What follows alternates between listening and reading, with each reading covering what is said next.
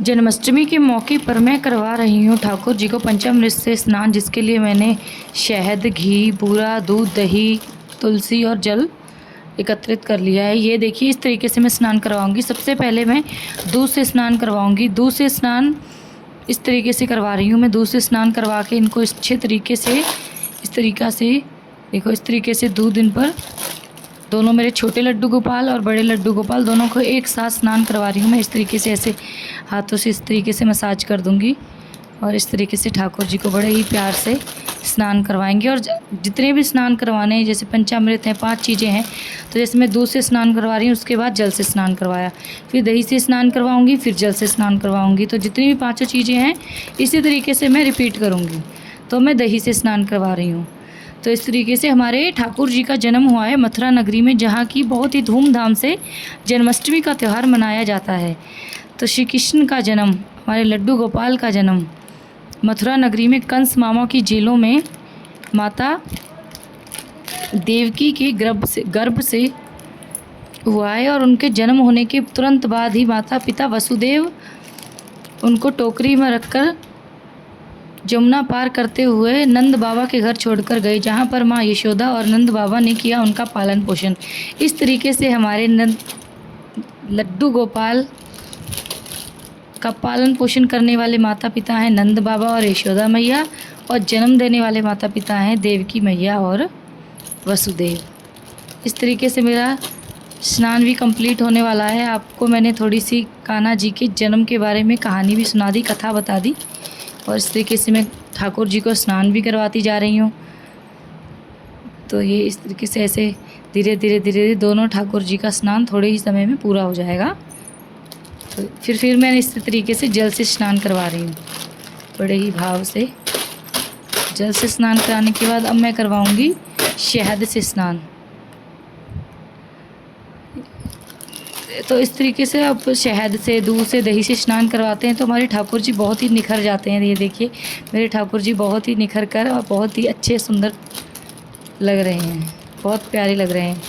इस तरीके से जब हम स्नान कराते हैं तो ये हमारे बिल्कुल चमक कर आ जाते हैं, ठाकुर जी निखर कर आ जाते हैं।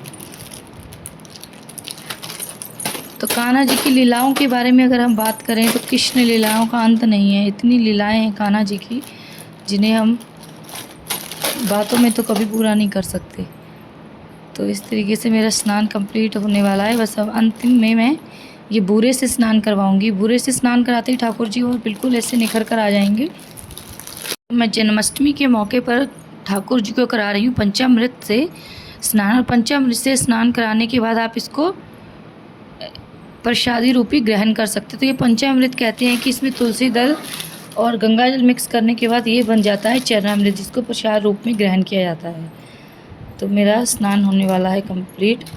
तो इनको मैं इस तरीके से जल से स्नान करवाऊंगी और इस सब के बाद इनको मैं बिल्कुल शुद्ध जल से और एक बार स्नान करवाऊंगी, जिसके ये चिकनाई और जो दूध, दही, शहद का ये बिल्कुल हट जाएगा। तो इस तरीके से मैं एक बार बिल्कुल जल से बहुत अच्छे तरीके से बिल्कुल कान्हा जी को स्नान करवा रही हूँ। तो इसके बाद अब मैं ठाकुर जी को मैंने इस टॉवल से ऐसे जितना भी मॉइस्चर, जितना भी पानी था वो सब हटा दिया है, पोंछ दिया है। दोनों लड्डू गोपालों को पहनाने वाली हूँ मैं अब वस्त्र। तो मैंने जन्माष्टमी स्पेशल इस तरीके से 2 नई पोशाक मंगाकर पहले ही रख ली थी, तो मैं उनको पहनाने वाली हूँ। ठाकुर जी का हैप्पी बर्थडे है तो उनके लिए नए वस्त्र तो बनते हैं। ठाकुर जी हो चुके हैं वस्त्र पहन के बिल्कुल ही तैयार। तो इसी तरह मैं छोटे वाले ठाकुर जी के लिए भी नई पोशाक लेकर आई हूँ, उन्हें भी पहनाऊँगी। और पोशाक पहनाने के बाद मैं इनका करूँगी थोड़ा सा श्रृंगार अपने ठाकुर जी का, मेरे प्यारे से लड्डू गोपाल। ये मैं माला लेकर आई थी जो कि मैं पहना रही हूँ अपने बड़े वाले ठाकुर जी को। और इसी तरीके से उनके मैंने ये बाल, मुकुट,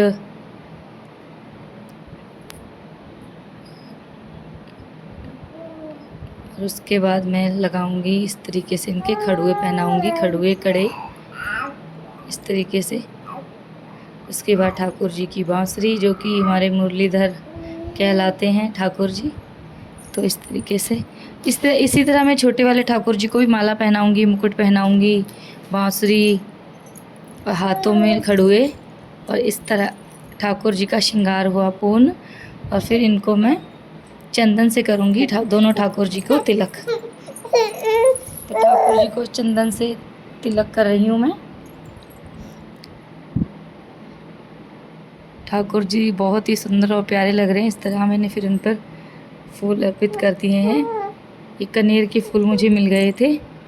तो मैं ठाकुर जी को अभी फ़िलहाल ऐसे ही इनके मंदिर के सिंहासन पर ही विराजमान कर रही हूँ। और मैं बाद में 12-1 बजे के बाद सब घर के कामों से नाश्ता वास्ता ठाकुर जी का सुबह का भोग तैयार करने के बाद फिर मैं घर को सजाऊंगी पूरे को बंदरवार वगैरह से, और ठाकुर जी का झूला वगैरह बाद में तैयार करूंगी। अब मैं करूंगी सिंपल सुबह की आरती ठाकुर जी की। सुबह की आरती और सुबह की पूजा करने के बाद मैं ठाकुर जी को बाद में सजाऊंगी। इस तरीके से मैंने आरती वगैरह सुबह की अपनी पूजा कर ली है कंप्लीट। तो अगर आपको वीडियो पसंद आई हो तो वीडियो को लाइक, शेयर और सब्सक्राइब ज़रूर करें। Thank you for watching. Radhe Radhe.